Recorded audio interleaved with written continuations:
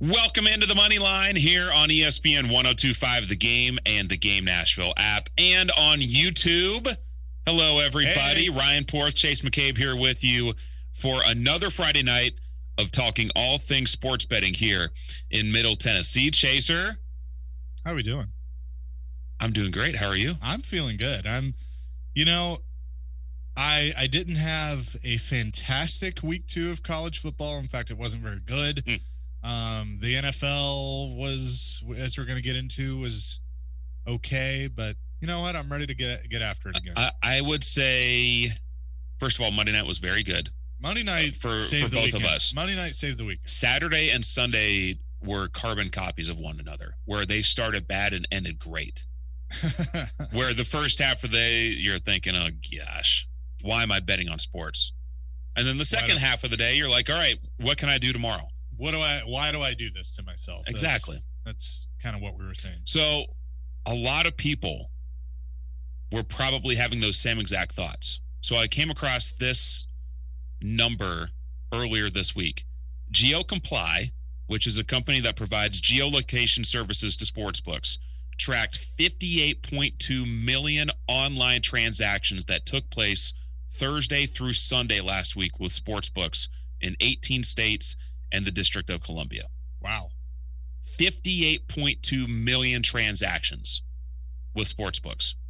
It was a 126% increase from the same period at the start of the 2020 season. Holy moly. That's what I have to say about that. But I would love to know the dollar figure. That's the number of transactions. We're probably getting into the close to $1 billion, right? Oh, no doubt. I'll tell you another number that I would love to know, and I really don't know how you would track this. But of all of those bets, how many of those people are experienced bettors, been doing this for years, and how many have jumped into the revolution that's going on right now? I'd say it's a fair mix. I mean, we were talking earlier this. With how new this is in many states, right? I mean, it became legal in Arizona, I believe, on the day of Bucks Cowboys. Yeah. I'm going to say it's more than 50-50 in terms of the experienced bettors versus new bettors. So speaking of that, I'm glad you brought that up because I've saved this for this show.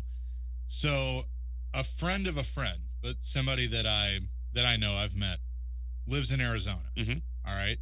Has never done sports betting or anything up until now.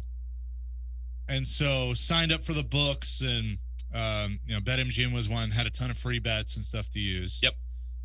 5-teamer, Eagles, Cardinals, Steelers, Texans, Dolphins, $50 wins 4,686. That was his first bet? First bet. 5-legger, Tampa, Moneyline. These are all Moneyline. Tampa, Pittsburgh, Philly, Houston, Arizona, 25, 1388. Same person. Yeah, first 2 bets. I said retire, don't ever do it again. Don't touch it. You're up 5 G's or more, you're done. That's well over 5 G's. That's like 5,500 G's. Yeah. Woo. I'm like, where was that luck for me when I first started? That's fantastic. Or now. Or now. Well, you had a lucky Monday night capper. I did. I mean, Raiders-Ravens, which that game was drunk. It was. It got liquored up throughout the night. That game was wild. And you had the sequence of events where the Raiders think they win the game in overtime. Then they review the play. Then the Raiders stub their own toe. Then the Ravens get the ball. They turn it over. Then the Raiders score on a touchdown. And you won big off that touchdown. But it was, like I just detailed, a roller coaster. It was a roller coaster. I was feeling every type of emotion. So I had, and I actually played this on a couple of different books. I had the Raiders +4. So I was already doing that as just a single bet. Even had 4.5 on another book. So I was feeling, I was feeling good about it, but still, you never know what's going to happen in overtime. And so I'm feeling great when I thought the touchdown had happened. But this was my night. So I had a 1-game parlay on BetMGM. Raiders money line, Derek Carr 255 or more passing yards, Darren Waller 55 or more receiving yards, Lamar Jackson over 54.5 rushing yards, Darren Waller anytime touchdown. And in the third quarter, Derek Carr is sitting on like 150. And Waller didn't have the touchdown. Waller didn't have a touchdown. And it looked like the Ravens were going to win. Looked like the Ravens were going to win. Lamar was at like 50, so I felt like, okay, he's going to get over the 55, which is what I need. And Waller didn't have the touchdown. The only one I had hit was Waller had gone over 55 yards. So I'm sitting there going, yeah, well, I'm not feeling good about this.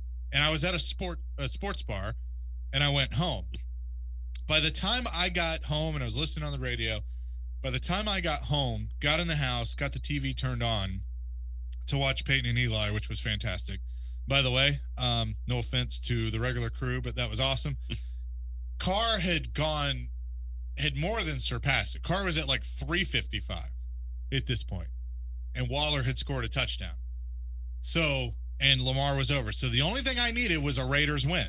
So I'm like, okay, let's get it going. Sawyer, you go sit in the corner. Here we go. And like you said, the roller coaster of emotions through that entire sequence and overtime, because I had told Ricky, I said, you know what's going to happen, because he had the under. Your good friend Ricky. Yeah, my good friend Ricky. Yes. He had the under, which, sorry, R.I.P. Mm-hmm. So he had the under. What? Isn't Ricky the one who says life is too short to bet the under? I said, what are you doing? That's his life. Like you. That is his life motto. And he had a one game parlay for a good chunk, and the only thing he needed was the under. Oh. I was like, bro. So he has that, and I said, here's the scenario in which we need. This is when I was leaving the bar, when I said we need Lamar to go ahead and rush one in and score. And because at that point I think it had been tied or the Raiders had a slight lead. And then that's going to force Derek to throw the ball, and he's going to go to Waller. So like we're playing this out. And then we said, all right, let's have 27 up, 27 all, get all these stats out of the way. Raiders win on a field goal. And that's what we needed so we could both win. It obviously didn't play out that way, but I hit it. It was a good night. It made up for not a great weekend. So there you go. So week 1 in the books in the NFL, and we are going to get to some college here later on here in this segment, but week 1 in the books. Was curious to know where the win totals were going to come out after week 1. A couple of surprises. First of all, the Browns going into the year was 10.5. The Browns going into week 2, 10.5. I'm hitting the over on that. Yeah, I would too. They were very impressive, even though they lost in grueling fashion in Kansas City. The Browns look very impressive. I thought Baker did too. I think Baker did his job. Yeah. I was a little hard on him earlier in the week, but, as Tim Hasselbeck pointed out when he was on with us on Wednesday on Darren Donick and Chase, he was like, Baker did his job. It was just, the defense let Mahomes back in it. And you can't do that. Ravens, 10.5 wins. That's what it was. It has, and it is still at 10.5. Oh, take the under. I'm hammering the under. Yeah, take the under. We all know, everybody on this show that listens to this show, my feelings on the Ravens. So you said 3 weeks ago that they were going to finish 4th in the AFC North, and before all the injuries.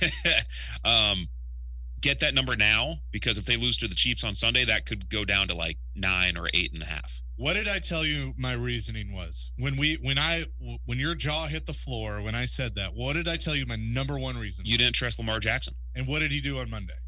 Well, he had the fumble in overtime that led to the Raiders. 2 fumbles. That's true. He had 2 fumbles. He did have 2 fumbles. The Steelers were at 8.5 going into the season. They are still at 8.5 after going on the road and beating Buffalo. I may eat crow on that one because I wasn't really a believer in them either, and I know it's 1 week, but the Pittsburgh Steelers are the St. Louis Cardinals of the NFL. When you think they're dead, they're not. Yeah, they're not. they're Undertaker, they rise up. But so I was texting with a buddy of yours about grabbing the over 8.5, and then if they win a little bit, it'll shift up to 12.5, take the under and middle it. Yep. I like that strategy. Well, that's another one to get now. Yeah, get it now. Because if they beat the Raiders on Sunday, that's going up to 9.5 or 10. Yeah, no doubt. So get that one now. The one that I'm waiting on, the Broncos are now at 9.5, which seems still a little too high, right? Yeah. They beat Jacksonville on Sunday, which seems fairly likely. Then, and especially if they do it in impressive fashion, they could go up to 10. I kind of think it. Do you think it stays at 9.5? Stays at 9. But there's heavy juice towards the over. Yeah. I don't know. If it goes up to 10.5, even though they'd be 2-0 at that point, hammer the under. Oh, yeah. Because if you take the over 10.5, that's a sucker bet, in my opinion. For sure. So some interesting win totals going into week 2 of action in the NFL. And speaking of week 2 here in town, the Tennessee Titans flying all the way to Seattle. I've made that flight. It is a long flight up to Seattle. Big game Sunday afternoon. The Titans are now 6-point underdogs on the road against the Seahawks. And after their week 1 performance, I'm going to guess, especially now that the line has moved from 5.5 to 6, and really going into week 1, that line was at 3.5 for the Seahawks. Yeah. So before week 1 to now, it has moved almost 3 points. I'm guessing the public is betting heavy on the Seahawks.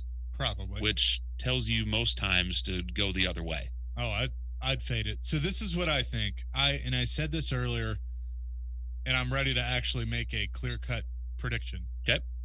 I believe between the Titans and the Colts, one of them wins this week after their performances last week. And the Colts host the Rams. The Colts host the Rams. The Colts lost to Seattle, and the Titans obviously lost to the Arizona Cardinals.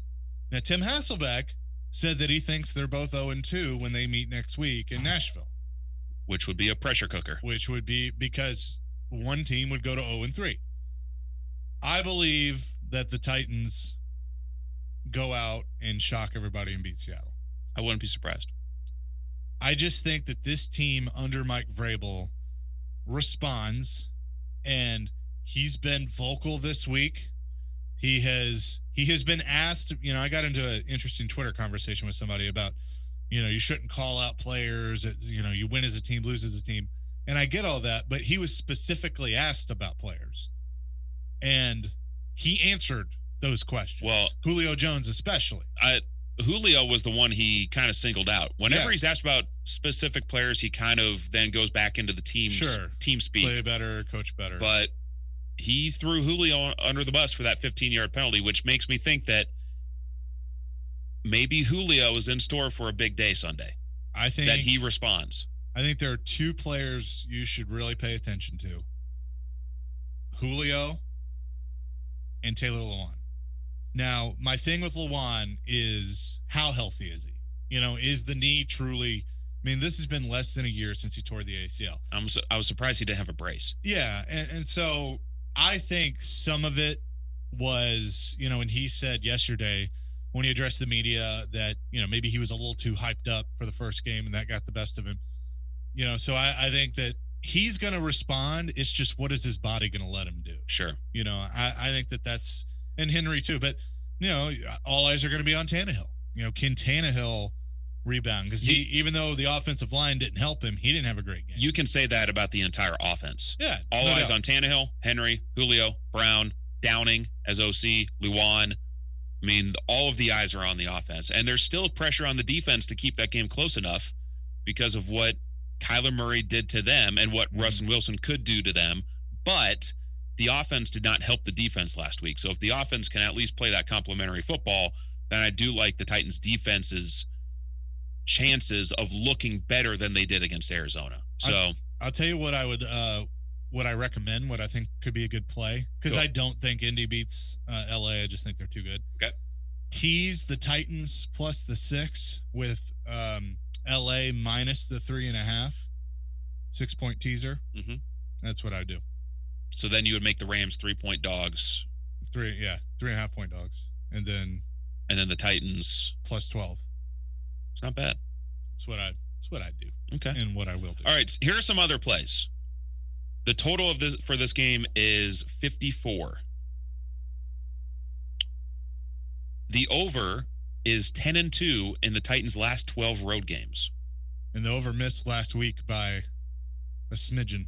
It did because the Titans kickers. Yes, because of kickers, or a single kicker.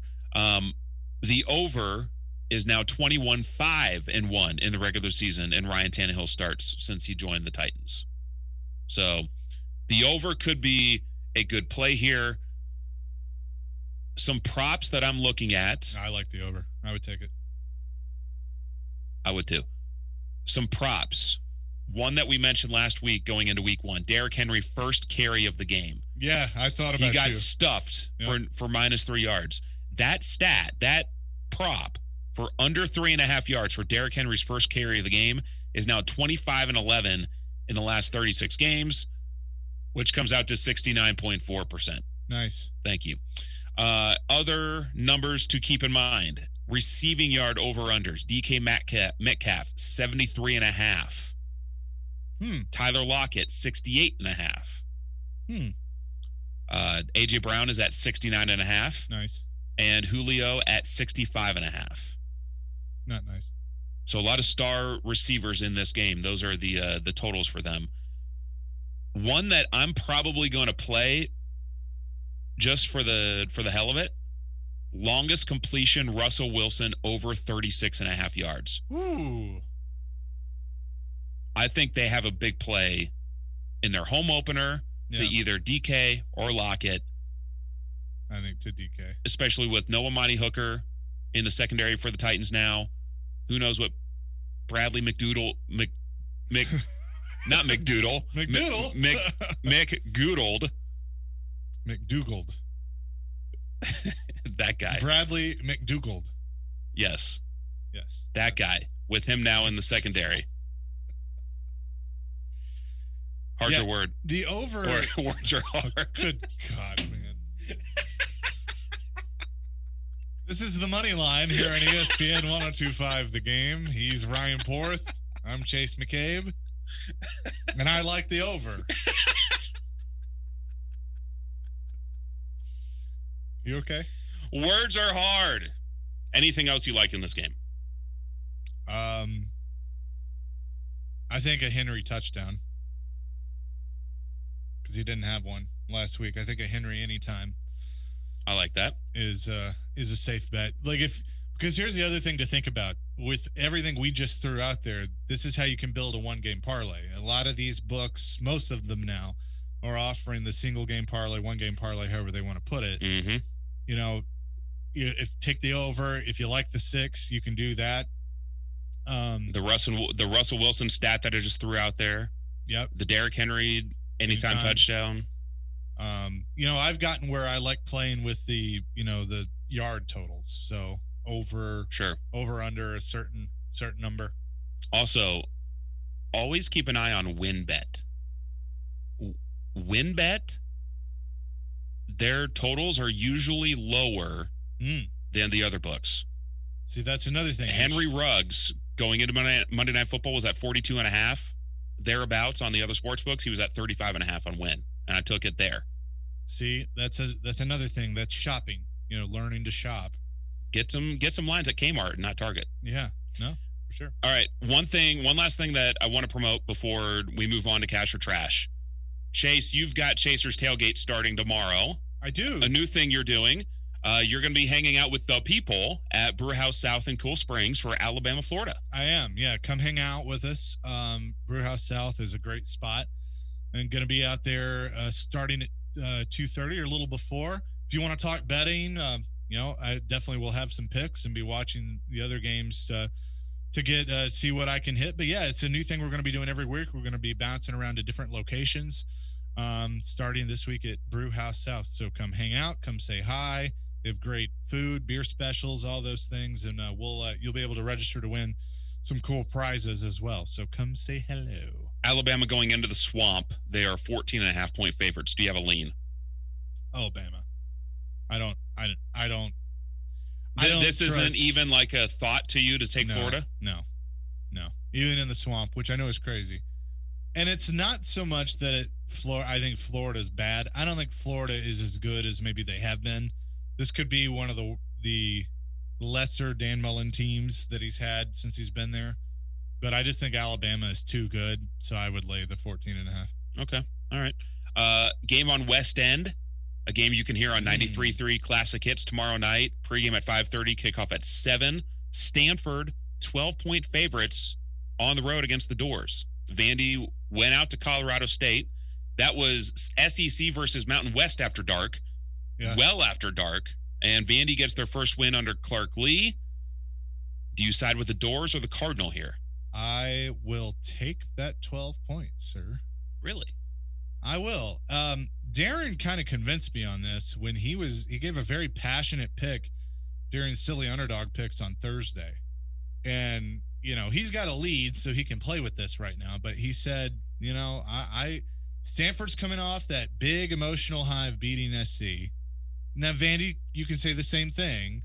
But I think Clark Lee has them, managed enough where they've like, all right, we'll enjoy it. Now we move on. And they got embarrassed the last time they played at home, losing to ETSU. So I feel like they're going to be out to prove something. And I like the 12 points. So okay. I think it might be too many points going to Stanford. All right. Well, Stanford, they looked good at USC last week, but 2 weeks ago, in Jerry's world against Kansas State, they looked completely lethargic. Yeah. So, all right, we've got some more college football on the other side with cash or trash. We've got a couple college picks. We've got 3 NFL picks, including 2 related to the Titans game. Ooh. Okay? That's all on the other side. Geez. He's Chase McCabe. I'm Ryan Porth. You're listening to the Moneyline here on ESPN 102.5 The Game.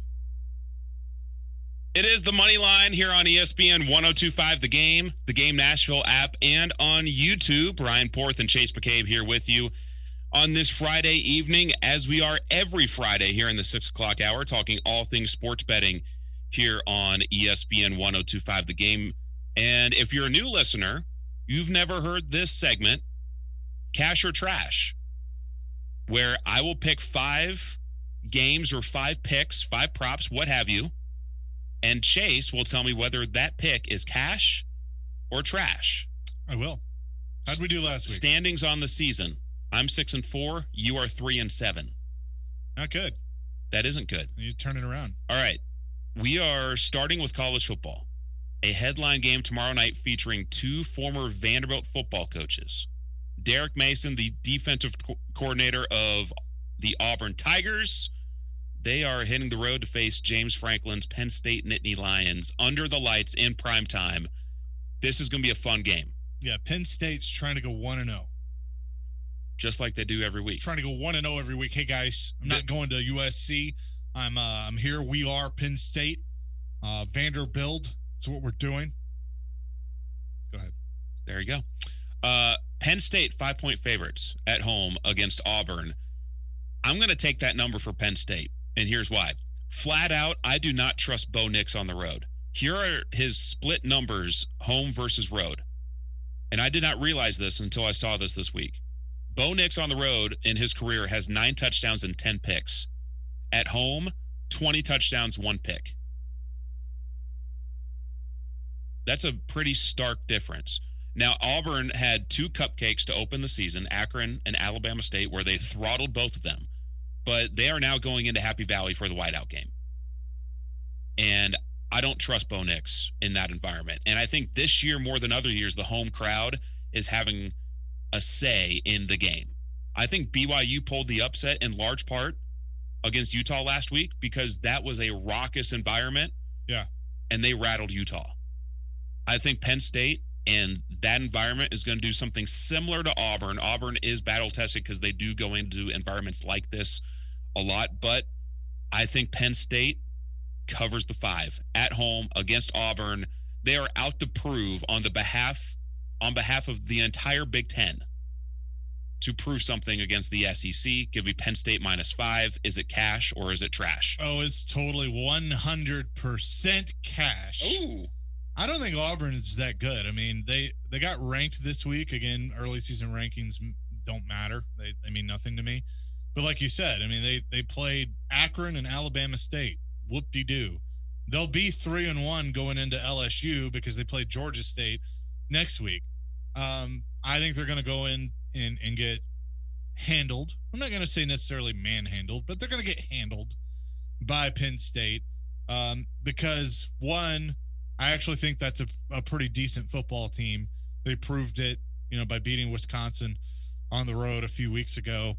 And James Franklin maybe has something to play for right now, either a contract extension or a new job at USC because his name is out there. So I think there's going to be a little extra juice there with that team. But, yeah, I think Auburn, and no offense to anybody that's an Auburn fan or whatever, I don't think they're there yet. You fired Gus Malzahn for a reason, brought in Brian Harsin.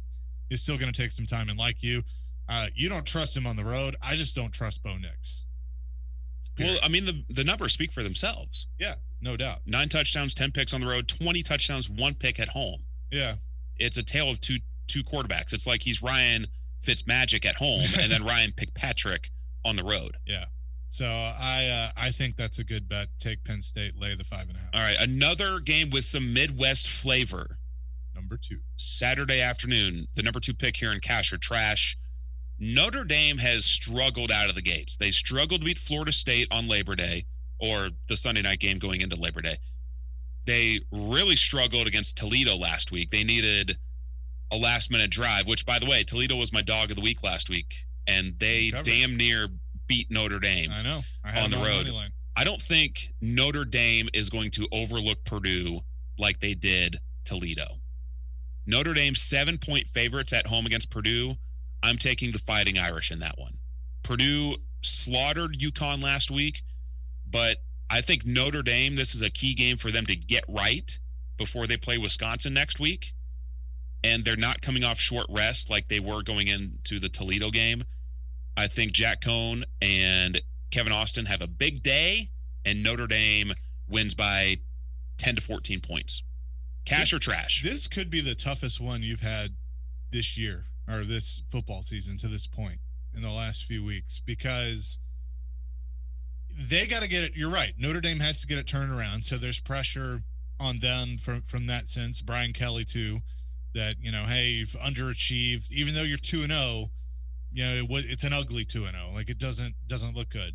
And then Jeff Brom on the other side with Purdue. I mean, this is kind of the bleep or get off the pot year for him. Sure. There was a lot of hype. I mean, his name was out there for the Tennessee job, and but where's his stock right now? So you could easily say that, hey, the Boilermakers are going to try and make some noise. I did read that they can't get the drum. They can't take the drum with them because it won't fit through the visiting tunnel. So I don't know if that's a big Sucks deal. for them. Yeah, it's like 100. It's 100 years old, or I don't know, but they can't do that. I hate always agreeing with you, but I'm going to go cash. You're going cash? Yeah, I mean, I think you're right. And that one's, it's tempting. It's tempting to take the 7 based on what you've seen, but I think they get a kick in the can and take care of it. Notre Dame's got 2 tough games coming up after this one. Yeah. Wisconsin at Soldier Field next week, and then my Cincinnati Bearcats in 2 weeks, which you're going to be there. Thanks to Amanda. Early birthday present, 2 tickets to Cincinnati Notre Dame in South Bend. So that'll be good. That'll be good. Very much looking forward to that on October 2nd. I am freaking hyped for that game. All right, moving on to the NFL. Titans Seahawks. We've mentioned this last segment. The Titans are 6-point dogs on the road in Seattle, a very tough environment, especially since it is their home opener. I'm taking the Titans +6. I might even dabble on Titans money line, but for the purposes of cash or trash, Titans +6. Why? Because this is the NFL. Yeah. The Titans got their butts kicked at home last week by Arizona. This feels a little similar to when they got their butts kicked on Thursday Night Football last year by Indianapolis, turned around the next week, went into Baltimore, and won when nobody thought that they were going to do that. So I'm taking the Titans. I don't know if they win, but I do think they respond with a much better effort. And if the Seahawks win, they're going to have to really earn it there in the second half. Give me Titans +6. Well, cash or trash? I mean, a cash, because in the previous segment I said that I thought the Titans will go out there and win. So I will agree with you with the +6 that they'll definitely cover. Here's an interesting little stat for you, because this was brought up during Derrick Henry's press conference, that in his career, you look at the splits, you look at the numbers. He's had 600 attempts at home for 2,965 yards, 599 attempts on the road for 2,953 yards. Better on the road than at home. Yeah, he's better on the road. So I don't know why that is necessarily. Touchdowns, 29 touchdowns on the road, 26 at home. So I mean, it's not huge, but I also think you're going to see him just be different. And it's like I made the joke when we brought this up on Darren, Donick, and Chase that I just think he sits in his hotel room just foaming at the mouth like, I'm about to shove it, where the sun don't shine. Mm-hmm. And just gets himself hyped, where at home you do other stuff. So, well, if they lay another egg offensively, then this team might have big problems this year. Yeah, no, I agree. Especially with a tough schedule here in the first half of the season. I agree. Yeah, so I think they win. All right. I've got a prop from this game. Okay. As my fourth cash or trash pick. Julio Jones over 65.5 receiving yards. I think he responds with, it may not be a big Julio Jones-esque game that we saw all the time in Atlanta, but I think he's going to be more of a factor in the offense this week. He's had great success against Seattle in his career, the 5th most average yards per game, of any team in the NFL is against Seattle. And if the Titans are trailing in this game, they're going to be throwing the ball more. So I'm going to go Julio over 65.5 receiving yards. Cash or trash? So I think that number's right at it, right where I think he can be. I'm going to say trash because it's slightly under, and here's why. Okay. AJ, number one, it's still chemistry. You're still worrying about chemistry in the second week of Tannehill and Julio Jones. So I think that factors in. Secondly, it's already there with AJ Brown. AJ Brown is going to have a little extra juice because he's going to try and do better than DK. Like, if anyone thinks that that's not a thing, that those two are going to be duking it out, even though they're not going to be on the field at the same time, then you haven't been paying attention. They love each other. They have a great relationship. They're going to be trying to outdo the other. That is totally what's going to be happening. So if you would go over on one of them, you would go over AJ with the 69.5 more than you would over Julio with the 65.5. Yes. Okay. I would take over on AJ. I think AJ could be knocking on the door of a hundy in this game. If, whether they're behind or ahead, because I think that, again, there's some pressure on Tannehill to come out and sling it and show like, hey, we're cool. I got this. Sure. All right. I might do a same game parlay that features an over for both Metcalf and Brown. I think that'd be interesting. I might do that too. Yeah, okay. I like that. All right. The final cash or trash pick this week. Sunday Night Football. The Chiefs are 3.5-point favorites on the road against the Baltimore Ravens. Everything out there that would make sense would have me going with the Chiefs. Everything out there. Don't you do it. The Ravens are coming off a Monday night road game, flying cross country, facing the Chiefs at home, and the Chiefs have owned them in each of the last 2 years. Two things to keep in mind. Since the start of the 2018 season, the Ravens are 9-1 against the spread when they are an underdog. Also, the Chiefs have gone 2-10 against the spread in their last 12 games, including the playoffs. The Ravens do not want to go 0-2. They're going to make this interesting. Ravens plus 3.5 at home against Kansas City on Sunday Night Football. cash or trash? Well, you make a interesting argument, Ryan, and I thought your evidence was good and delivered quite well, but trash. There is no chance. There is no chance that they cover that they win the game. Kansas City is going to chew them up and spit them out. Kansas City is a buzzsaw. And Kansas City, my analogy of getting punched in the mouth happened early in that Cleveland game, but what separates them from other teams is they don't need a week to look at the mirror. Mahomes and Andy Reid walked into the locker room with blood on their chin and said, yeah, no, not today. And they went out and they took care of business and they came back and they won the game. I think they're way too good. And just the injuries, Lamar's going to be in his head a little bit. I don't see it. Okay. We'll see. So 2 trash. I think 3 cash, 2 trash. I think this game is going to replicate a lot more of the 2019 regular season meeting that they had than the one last year where the Chiefs went into Baltimore on a Monday night and just throttled them. I think the Ravens in their home opener on Sunday night, I think they rise to the occasion. Okay. We'll see. So that's cash or trash. That's it. You trashed 2 of my picks. I will keep track. You do. And we will report back next Friday. You'll remind me. We will remind the listeners of how well we did with locks and dogs last week. Combined 3-1 between the 2 of us.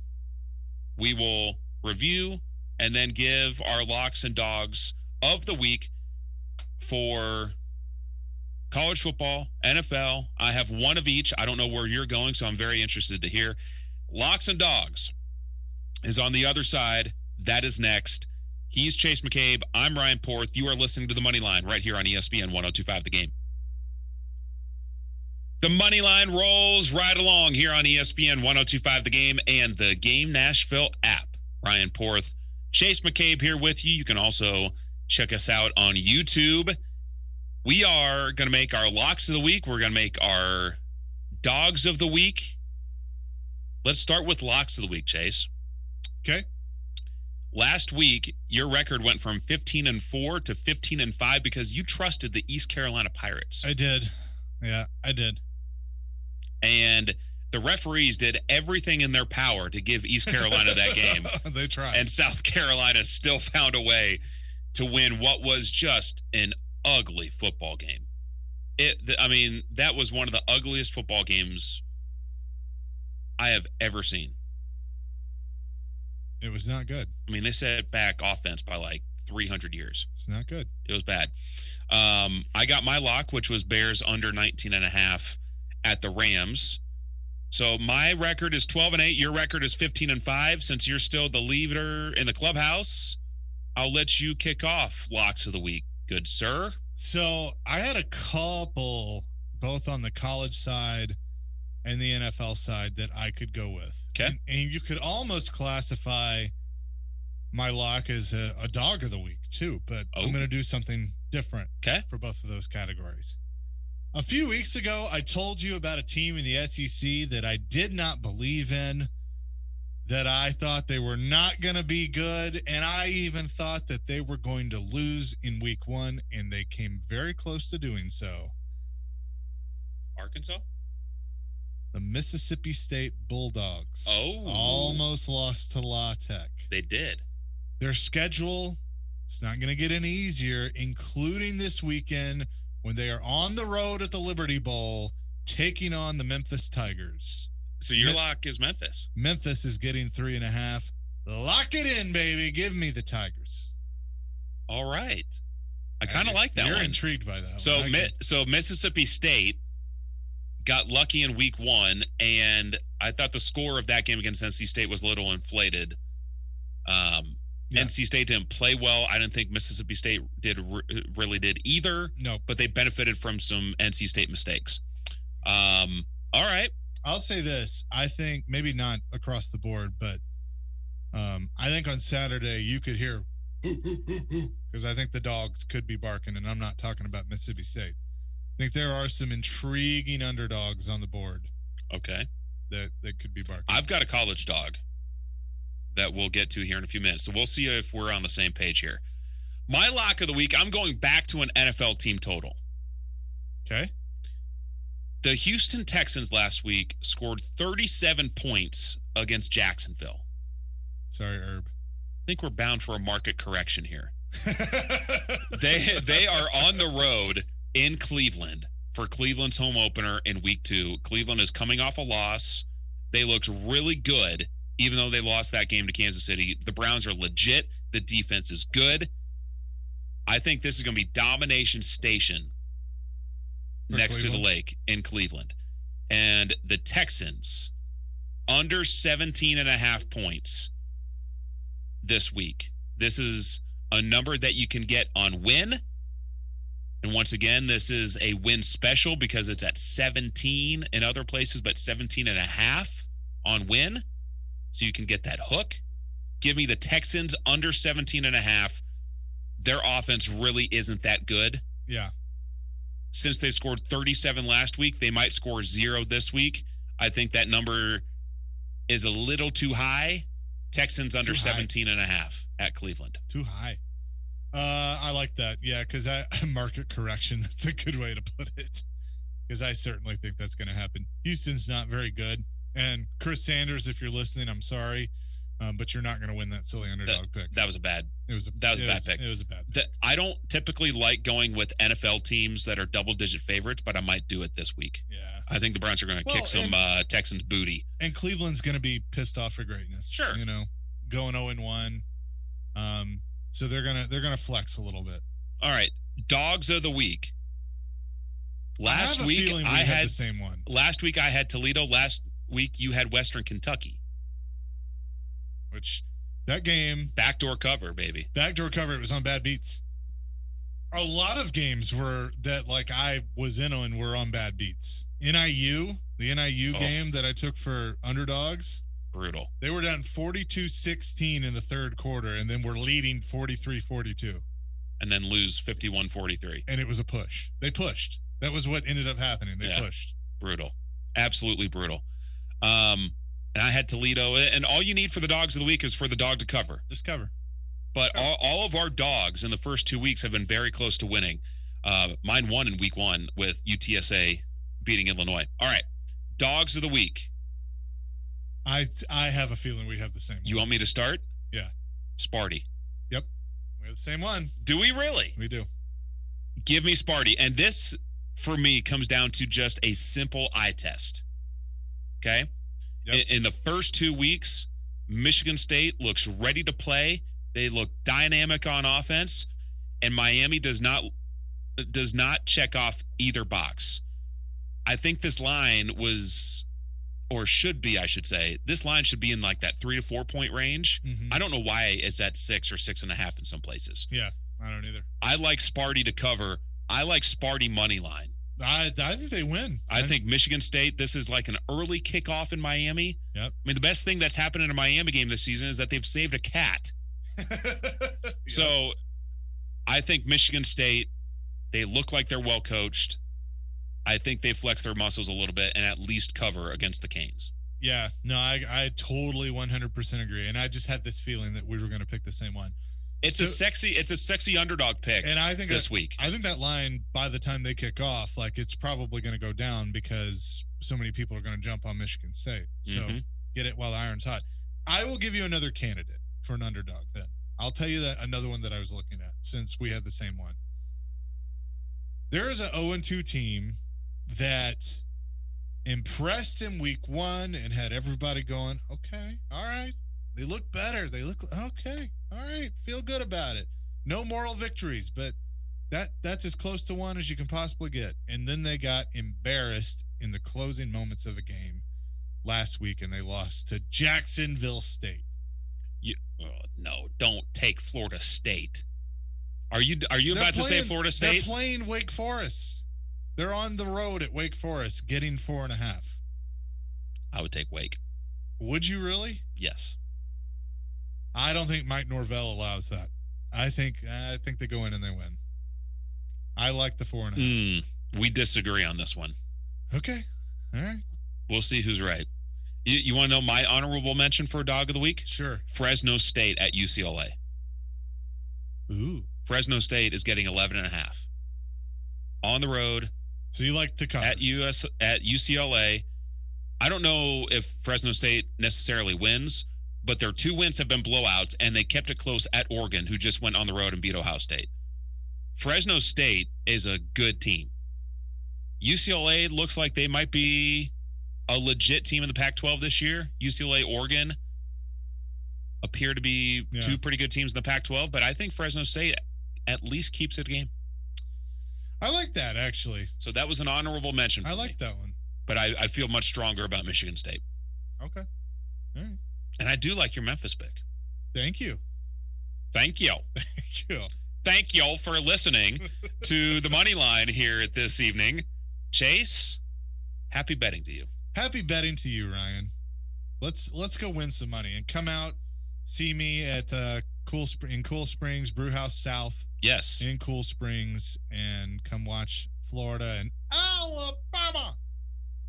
And then also in Cool Springs, Corner Pub in Cool Springs. Yeah. NFL pregame on Sunday. Yes. If you want to go hang out, watch the games, and then also listen to Jared Stillman, Chris Sanders, and Mark Howard break down Titans Seahawks, that's another great option this weekend as well. Why not do the double dip? The Cool Springs double dip this weekend. Do it. Yeah, Darren said that when I'm at Brew House that I'll do Irish car bombs, and listener Nate will bring Jaeger, and so I can just sleep in the car and walk over to Corner Pub Sunday. There you go. Maybe that's the plan. That sounds like a plan, Stan. For Chase McCabe, I'm Ryan Porth. Thank you so much for listening to the Moneyline here on ESPN 102.5 The Game Nashville app, and on YouTube.